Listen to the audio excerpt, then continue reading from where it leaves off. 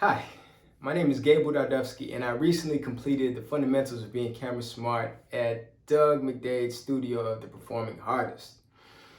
That's a mouthful, but there was a few things that I thought were really special about the studio and the techniques taught here. One is the actual curriculum itself. Doug takes a very holistic and spiritual approach to the craft of acting. There's a lot of nutritional value to be found in the lessons.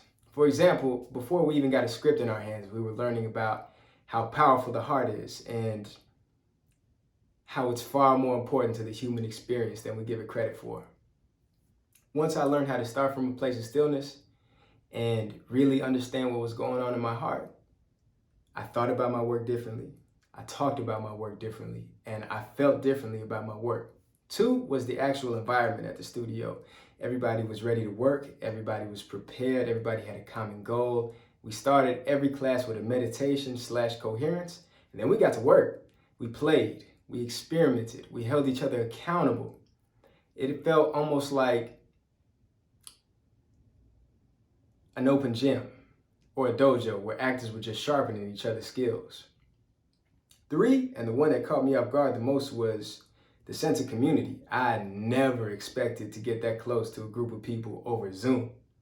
But we just recently had our first meetup, and it was far more of a family reunion than a bunch of actors meeting each other for the first time. We looked like childhood friends the way we were laughing and hugging, and we still keep in touch today. Lastly, I have a personal story with Doug McDade. In my third week of class, I went to Doug frustrated. I said, Doug, my performances, they're looking good, they're sounding good, but in my heart, I know I'm only scratching the surface of something. I feel like there's so much more and another level I can go to. I just don't know how to get there.